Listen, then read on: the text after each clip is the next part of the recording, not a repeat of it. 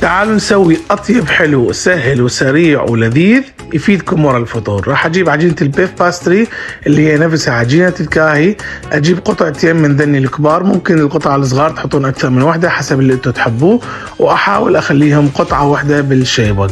بعدين راح أجيب كمية من النوتيلا أو أي حشوة أنتوا تحبوها. أنا حبيت أكون النوتيلا لأنه طعمها يكون لذيذ، فراح أخلي منها كمية زينة أفردها على السطح بالكامل. وبعدين راح أجيبها وألفها بهذه الطريقة رولتين، من هالجهة لهالجهة ومن هالجهة لهالجهة مثل ما تشوفون قدامكم بالفيديو.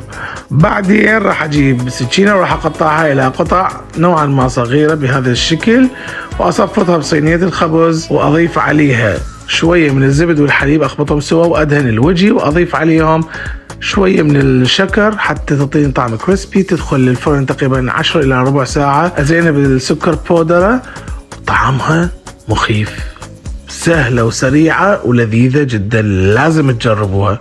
إذا حبيتوا الفيديو لا تنسوا تشاركوه يا أصحابكم.